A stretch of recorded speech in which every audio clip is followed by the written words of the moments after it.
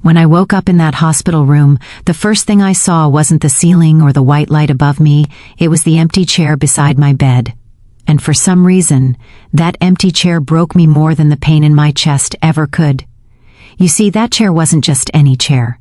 It was the one they'd promised to sit in. The one my parents said they'd never leave empty, not when it came to me, but when I opened my eyes after emergency surgery, the seat was cold. My mother wasn't there.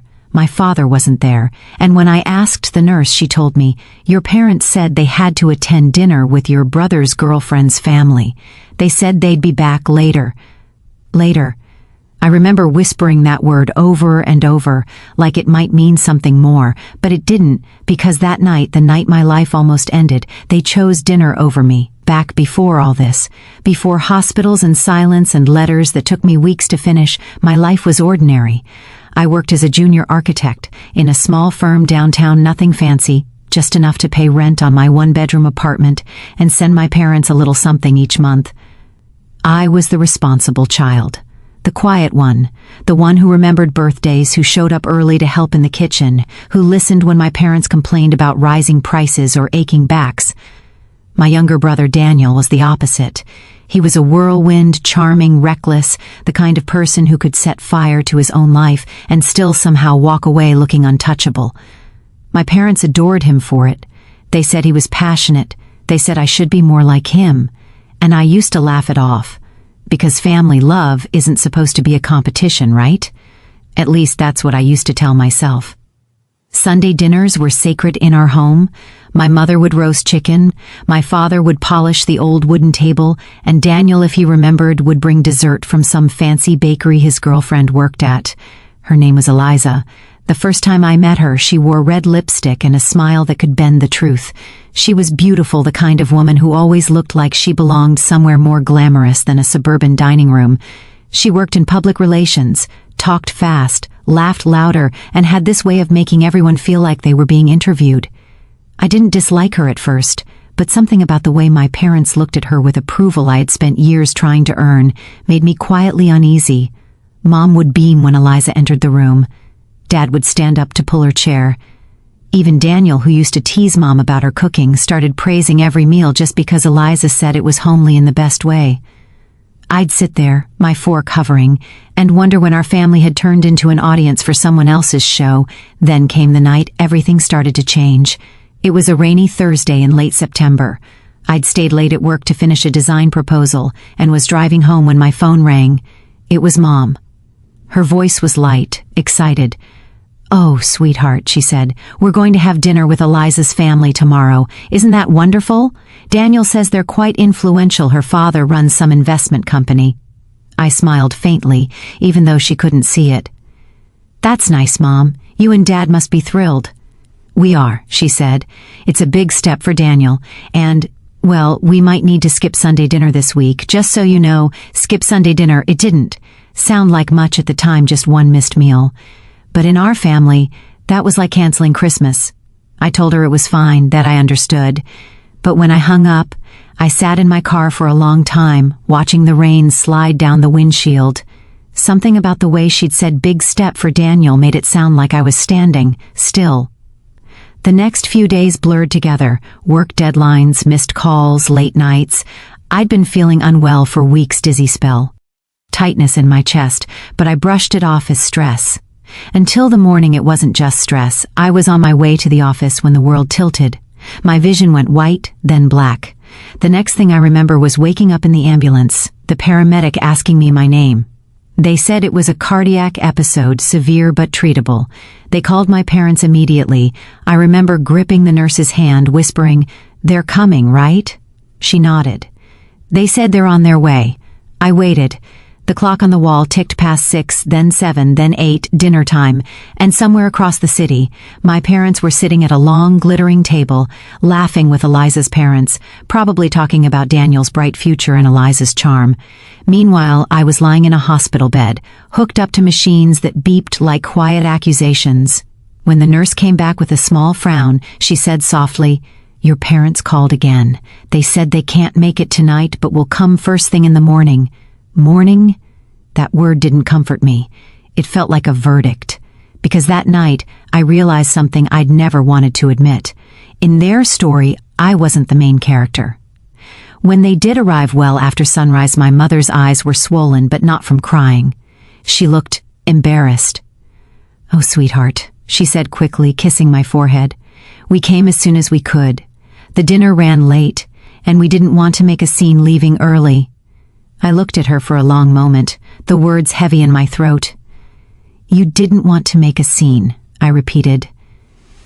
Dad shifted beside her. "Don't start, Anna. You're fine now. That's what matters." But that wasn't what mattered. What mattered was that, for the first time in my life, I knew where I stood, not next to them, not behind them, but outside. That realization hurt more than the IV in my arm or the ache in my chest. I didn't argue. I didn't cry. I just nodded. And while they talked about Daniel and Eliza's promising future, I quietly decided something. If they could choose dinner over my life, then I could choose silence over theirs.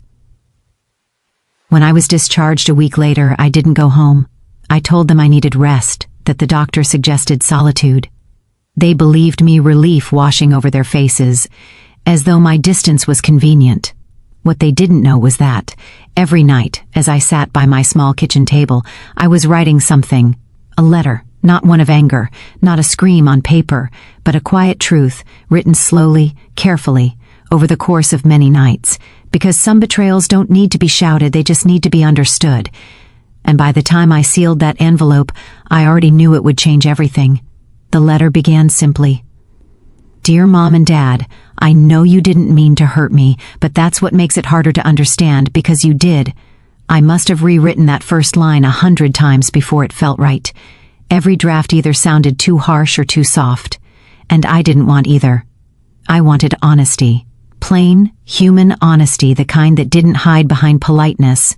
Every word I wrote came from that hospital room, from the sound of the heart monitor, the empty chair, the way the nurse had gently tucked the blanket around me because no one else did. It wasn't a goodbye letter. It wasn't meant to end anything. It was a reckoning. Something that said, "I see what you did, and it mattered." In the weeks after my discharge, my parents called often. They'd ask how I was feeling, if I needed groceries, if I was ready to come home for Sunday dinner again. But there was something rehearsed in their voices, something that sounded less like love and more like guilt management. Mom would talk about Daniel and Eliza. Their engagement was moving fast, apparently. Dad would mention how Eliza's father wanted to mentor Daniel in business and how proud they were of him. Not once did either of them ask about my follow-up appointment, or how scared I'd been waking up alone that night. So I stopped pretending too. I'd smile through the calls, murmur I'm fine, and hang up. Then I'd sit in silence for a long time, pen in hand, adding another paragraph to that letter. I remember one particular afternoon, late October. The sky was gray and the city felt tired. I'd spent the morning sorting through work emails, trying to act normal. But my chest felt heavy again, not with pain this time, with realization. I wasn't angry at Daniel. Not yet. But I was beginning to see something I hadn't before. He wasn't just their favorite. He was their priority. And maybe he always had been. Growing up, we were close in that uneven sibling sort of way. Daniel would get into trouble skipping class, borrowing Dad's car without asking, lying about grades, and I'd be the one cleaning up after him. When he crashed the family car at 17, I lied to our parents, saying I was the one driving. When he dropped out of college for the third time, I used my savings to help him pay rent, even though he never paid me back. He had this way of making people believe he needed saving, and maybe I wanted to be needed. But when Eliza came into his life, that changed. Suddenly, my parents weren't just forgiving him, they were celebrating him. Every bad decision became a learning experience. Every broken promise became youthful excitement. And me? I became the quiet observer, the background character at family dinners where everyone spoke over me. Until that night in the hospital, I'd thought love was unconditional. Now I knew better. Love, in our family, came with conditions. The day Daniel called to tell me about his engagement, I was at the pharmacy picking up heart medication. "Hey sis," he said, his voice bright and careless as ever. "Big news, I proposed last night." I paused. "Wow. That's fast, Dan. Congratulations." Yeah, I know. But it feels right, you know? Eliza's amazing. We're doing a dinner this weekend to celebrate. Mom and Dad will be there. You coming? There was a pause on my end. The memory of that empty hospital chair flashed before me. I don't think so, I said softly. I've got a few things to take care of. He laughed. Come on, Anna. Don't be weird about it. You always make things heavier than they are. He didn't mean it to sting, but it did, because that's how they all saw me, the serious one, the one who couldn't just let things go. Yeah, I murmured, forcing a smile into my voice. Maybe another time. That night I added another line to the letter. You raised us to believe family comes first, but when it mattered most, family was the first thing you forgot. The words didn't feel like blame, they felt like truth finally finding a voice. Weeks passed, the wedding plans began, small talk turned into constant chatter about colors, venues, guest lists. Mom called to tell me about Eliza's dress. Dad emailed a spreadsheet about expenses. They included me in everything except emotion. It was like I'd become their administrative daughter, useful, organized, but invisible. Until one day I overheard something that turned quiet hurt into something sharper. It happened by accident. Mom had butt-dialed me. I was about to hang up when I heard her voice. Oh, I just hope Anna doesn't cause a scene at the wedding, she was saying. You know how sensitive she gets. Then Dad's voice, lower, impatient. She won't. She knows better. We've given her enough attention after that hospital thing. We can't keep indulging her moods. I remember standing in my kitchen, phone pressed to my ear, heart pounding, after that hospital thing. Like it was a missed train, not a medical emergency. I ended the call. I didn't cry. I didn't scream. I just sat at the table and looked at the envelope in front of me, my letter, still sealed, waiting. I picked up my pen again. I'm not writing this to make you feel guilty, I added. I'm writing it so you understand that sometimes. Silence isn't peace. It's survival. By the time winter came, the letter was complete, 12 pages of memory, love, and disappointment folded neatly into a cream envelope. I didn't sign it with my full name. Just Anna, because that was enough. I mailed it the day before Daniel's engagement dinner, the same kind of dinner they'd chosen over me months earlier. Then I turned off my phone. The next morning there was a knock at my door. When I opened it, Mom stood there, hair disheveled, eyes red, the letter clutched in her hand. Anna, she said, voice trembling, what is this? I looked at her quietly. It's the truth. Tears filled her eyes. We didn't mean. I know, I interrupted gently. That's what the letter says. You didn't mean to. But you did. Dad was behind her, silent, unreadable. He finally spoke. You made your point. But was this necessary? To embarrass us like this? I almost laughed, not out of cruelty but disbelief. They were still thinking about appearances. I didn't send it to the world, I said softly. Just to you. The embarrassment isn't mine to carry. Mom started to cry, then quiet, broken sobs that filled the doorway. She reached out, but I didn't move.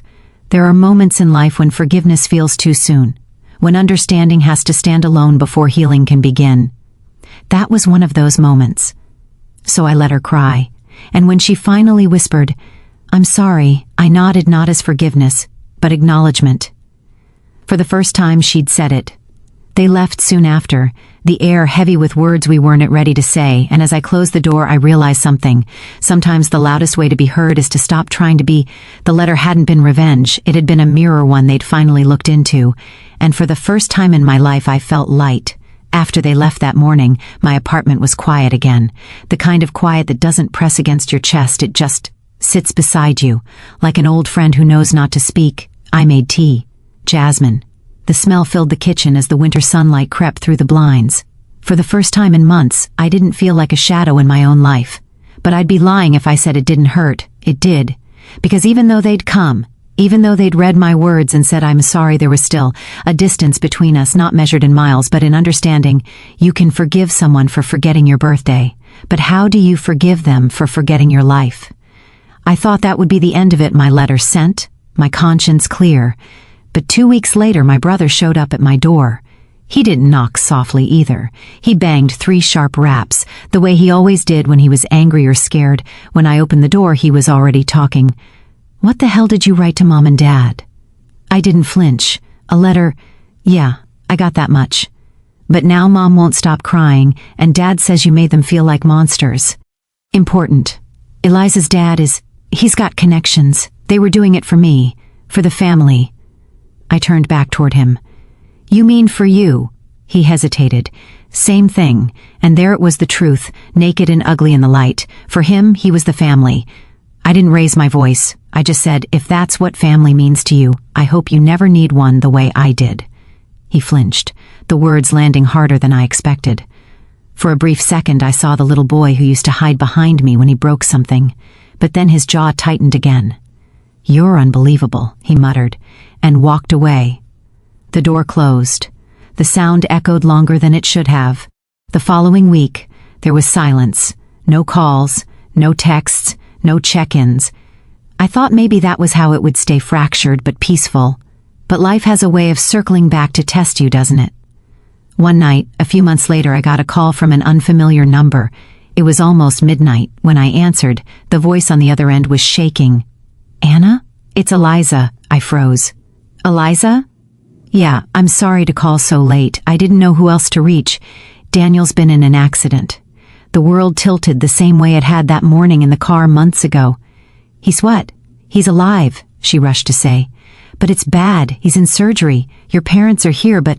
Her voice broke. They're falling apart. I didn't think. I just grabbed my keys and ran. The hospital smelled the same antiseptic, cold, familiar in the worst way, and there they were. Mom was sitting in a plastic chair, clutching her purse to her chest like a shield. Dad stood by the window, shoulders hunched, eyes vacant. When they saw me, they didn't say a word. I didn't either. I just sat down beside Mom. For the first time in months, her hand found mine. She didn't speak, but she squeezed it. Hard. That squeeze, that silent, desperate pressure said everything words couldn't. Hours passed. The doctor came out around dawn, his expression tired but calm. He's stable, he said. It'll be a long recovery, but he's going to make it. Mom started to cry, loud and broken. Dad let out a shaky breath. I didn't cry. I just closed my eyes, because the universe in its strange symmetry had just flipped the story. Now they were the ones sitting in the waiting room, counting every minute, feeling every beat of the clock. Now they knew what that empty chair felt like. Daniel was unconscious when I first saw him, pale, fragile, tubes running from his arms. Eliza stood at the corner of the room, her face streaked with mascara. He was on his way home, she whispered. He'd been fighting with your dad earlier about something. I told him to calm down, but he just stormed out. I looked at her, unsure what to say. She swallowed hard. He kept saying he felt like everyone only saw him as a success story, that he couldn't fail, ever, that if he did, he'd disappoint them. Something inside me shifted, a small, quiet understanding. Daniel's charm, his recklessness. Maybe it wasn't just arrogance, maybe it was pressure, and maybe, in a twisted way, we'd both been living different versions of the same story, both trying to earn the same impossible kind of love. Over the next few days, we took turns sitting by his bed. Mom never left his side. Dad tried to stay strong, but I could see it in his eyes, the guilt, the helplessness. One evening, as we watched Daniel sleep, Mom whispered, "When you were in here, I didn't understand. I thought you were just hurt. But now I see. That night haunts me." I turned to her. "I didn't want to punish you," I said softly. "I just wanted you to see me." Tears filled her eyes again. "We do, sweetheart. We just lost sight for a while." Dad finally spoke, then voice rough, low. "We were wrong. We thought love meant fixing the one who needed the most attention. But it made us blind to the one who gave it freely." That sentence, simple, clumsy, but sincere, cracked something open in me. And for the first time, I felt like they truly understood. A week later, Daniel woke up. When he saw me sitting beside him, his voice was barely a whisper. "Hey, sis." I smiled faintly. "Hey, trouble." He looked around, confused. "They told me you were here. You didn't have to." "I know," I said, "but I wanted to." He swallowed. "I read your letter. Mom showed me. My heart skipped." "You did?" He nodded slowly. "It hurt to read. But I get it now." Silence lingered, the kind that holds more truth than words. He reached for my hand weakly. "Thanks for not giving up on us." I looked at him, the brother who had taken so much without realizing it, the parents who had chosen wrong but were trying to make it right, and for the first time I felt peace. Because sometimes, love isn't about being the favorite. It's about being the one who stays when the story comes full circle. When Daniel was discharged from the hospital 2 weeks later, winter had deepened. The air outside carried that faint metallic chill that only arrives after rain, the kind that makes you pull your coat tighter without realizing it. We brought him home together, and though my parents insisted on doing everything, setting up his bed, arranging his medication, preparing his meals, there was something different about the way they moved. They were slower now, gentler. I noticed how Mom checked on him every hour, not out of habit but with genuine fear. How Dad sat quietly beside his bed each night, reading aloud the newspaper even though Daniel slept through it. And every now and then, I'd catch them both glancing at me like they were afraid I'd vanish if they blinked. In the weeks that followed, our family rhythm began to rebuild itself. Awkwardly but sincerely. Mom started inviting me to dinner again. No excuses this time, she'd say, with a half smile that didn't quite reach her eyes.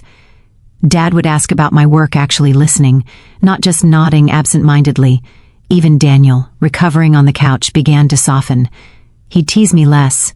Sometimes, in the quiet moments between TV shows and medication alarms, he'd ask questions about my life, real ones. Like the night he said, "Do you ever get tired of holding everyone together?" I remember laughing. All the time. He nodded slowly. "I used to think you just liked controlling things, but now I get it. You were just trying to keep us from falling apart." His voice cracked a little when he said it, and I realized he wasn't just talking about the past, he was apologizing for it.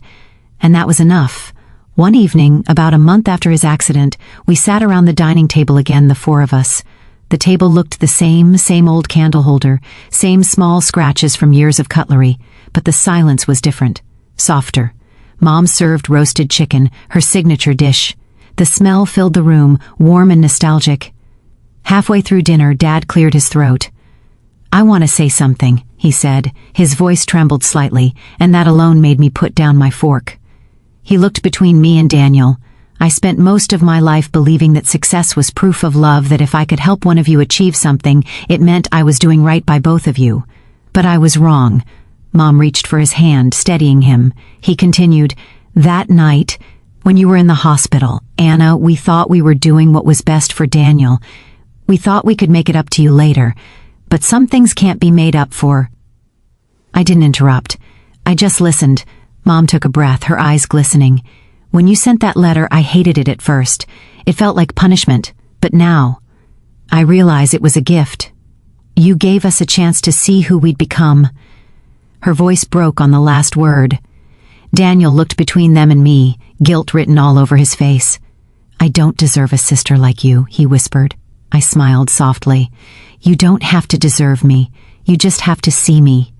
For the first time in years, I felt seen. Time has a strange way of healing people who want to heal. The months passed quietly, each one gentler than the last. Daniel's recovery was slow but steady. He began walking again without a cane by early spring. Eliza stayed by his side through it all, quieter now, less polished, more real, and my parents, well, they learned to show love in smaller ways. Mom would call just to ask, "Did you eat?" Not because it was habit, but because she worried. Dad started dropping by my apartment on Saturday mornings with pastries, pretending it was on the way even though it clearly wasn't. And for the first time, I started to believe that maybe, just maybe, love could be rebuilt from ashes. Still, there were moments when I'd wake up in the middle of the night and think about that empty chair. That image had branded itself into me. No matter how much forgiveness I found, it lingered, a reminder that even love, the kind you grow up trusting, can falter. But one morning, I walked into my parents' house and saw something that made me stop in the doorway. In the corner of the living room, beside the old piano, there was a small chair. It wasn't new, just repainted, with a little cushion embroidered in soft thread. On the cushion, my mother had stitched a few words, "Never again." When she saw me staring, she smiled faintly. "It's for you," she said, a reminder. So we never forget where we failed and where we began again. I didn't cry right away. I just stood there, hands trembling, the quiet ache in my chest shifting into something else, peace. That summer, Daniel and Eliza finally got married. The ceremony was small, nothing extravagant, just family and a few close friends. When the officiant asked, "Who gives this woman to be married?" my father answered with pride, but I noticed the way his hand lingered on my shoulder too, as if to say, "We see you this time. During the reception, Daniel took the microphone. "I want to say something," he said, clearing his throat. "To my sister Anna."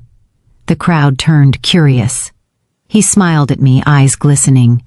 "You taught me that love isn't about who shines the brightest. It's about who stays when everything goes dark. Thank you for staying, even when we didn't deserve it." The room went silent. Mom's hand found mine, and for once I didn't hide my tears. After the wedding, life didn't suddenly become perfect. We still argued sometimes. We still made mistakes. But the difference was we talked. We showed up. We sat in the chair. And that letter, the one I'd written out of pain, became something else entirely. Mom keeps it framed now, tucked inside her desk drawer. She says she reads it whenever she forgets how fragile love can be. And Daniel? He still jokes about it sometimes. "Careful," he'll say, grinning. "Anna might write another letter if we mess up again." But behind that joke is respect, the kind that wasn't there before. A few months ago, I started writing again, not letters this time, but stories. Stories about families like ours, imperfect, complicated, learning how to love after breaking apart. One of them got published in a small magazine. It was titled, "The Empty Chair." When I showed it to my parents, Mom cried again, not from guilt this time, but pride. And Dad said quietly, "I'm glad you turned pain into something that can help others. Maybe that's all I ever wanted for what hurt me to mean something." Sometimes, late at night, I still hear the beeping of the hospital machines in my dreams. But when I wake up now, when I look back on everything that happened, the hospital, the letter, the silence, I realize something I couldn't have seen back then. Sometimes life doesn't break you to punish you. It breaks you to reveal what's already cracked. That night in the hospital wasn't the night my family failed me. It was the night their blindness was exposed, and mine too, because for so long I believed that love meant being useful, that if I kept showing up, fixing things, holding everyone together, they'd finally see my worth. But love built on proving yourself isn't love, it's survival, and you can't build peace on survival. After everything, I've learned that forgiveness isn't something you give to others first. It's something you decide for yourself. Forgiving my parents didn't mean forgetting the pain. It meant choosing to stop carrying it everywhere I went, because pain has this sneaky way of building a home in your chest, and before you know it, you start decorating it, you start making space for it, feeding it, naming it truth. But pain is not truth, it's just proof that you cared deeply, and that's something to be proud of. I think a lot about that chair. It used to represent everything that hurt the space I wasn't worth filling. Now it's something else entirely. A symbol of change, of humility, of love that came back softer but stronger. Every family has an empty chair moment. Maybe for you it's the sibling who stopped calling, the parent who didn't show up when you needed them most, the partner who couldn't love you the way you loved them. And maybe, like me, you wrote your own invisible letter, not with ink, but with silence. You stopped reaching out. You stopped explaining, you stopped trying, and that's okay, because sometimes silence is how we survive. When I wrote that letter, I didn't know what would happen. I didn't write it to fix anything. I wrote it to release myself. It wasn't revenge. It was revelation. I wanted them to know what their absence had done, not to hurt them, but to wake them, and they did wake up, but not right away. Healing took time, months of quiet conversations, awkward dinners, and rebuilding trust piece by piece. You can't rush healing. You can't demand it like an apology. You have to live it over and over again until the wound stops being your story and becomes your strength. Sometimes people ask me, would you do it differently if you could go back? And the truth is, no, I wouldn't, because that night, as painful as it was, gave me something I never had before: perspective. Before it, I thought love was measured in effort. After it, I realized love is measured in presence. Who shows up when it hurts, who listens without fixing, who sits in the chair even when it's uncomfortable. There's a quiet kind of power in choosing to heal without needing an apology. It doesn't mean the other person was right. It just means you've decided you don't want to be stuck in the same story anymore. And once you make that decision, you start seeing life differently. I started noticing small things: the sound of laughter at dinner, the way Mom's eyes softened when she looked at me, how Daniel stopped checking his phone when we talked. Tiny moments, but they meant everything, because healing isn't loud, It's subtle. It whispers instead of shouts. I think that's what makes stories like mine worth telling, not because they end in perfection, but because they end in peace. And peace doesn't mean everything is fixed. It just means you've stopped fighting the wrong battles. If you're listening to this right now, maybe you're the one who was left behind. Maybe you're the one still waiting for someone to see you. Or maybe you're the one who didn't show up, and you don't know how to make it right. Let me tell you something I learned the hard way. There's always a way back. But the path back doesn't start with them. It starts with you. You don't need a letter to change things. You just need honesty, even if that honesty breaks the peace for a while. Because sometimes, breaking peace is the only way to build truth.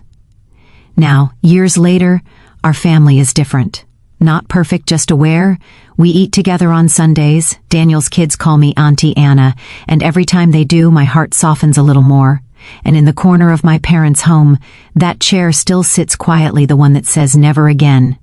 It's faded now, the paint chipped, the fabric worn. But we've never replaced it, because we need that reminder, not to feel guilty but to stay grateful. Sometimes I sit in that chair when I visit. I'll have a cup of tea, listen to my parents talking in the kitchen, and just breathe, and I realize I'm not that invisible girl anymore. I'm the woman who chose herself when no one else did, the woman who turned heartbreak into healing, the woman who wrote a letter that changed everything, not because it forced people to love her, but because it taught her to love herself. So if you've ever felt unseen, if you've ever sat in silence wondering if your pain even matters, please believe this. You matter, even when they forget you, even when they walk away, even when the chair is empty, because your worth isn't defined by who shows up for you. It's defined by how you show up for yourself. And one day, maybe long from now, they'll come back. Not to the same table, but to a new one. A table built on truth. A table where every chair is filled. A table where love isn't assumed, it's chosen again and again. And when that day comes, you'll realize something beautiful. The letter you wrote, the boundaries you set, the courage you found, wasn't the end of your story. It was the beginning. I used to think that night was the worst thing that ever happened to me. But now, I know it was the moment everything finally began. Because sometimes love doesn't show up until you stop begging for it. Sometimes it takes losing your family to teach them how to be one. And sometimes all it takes is a letter.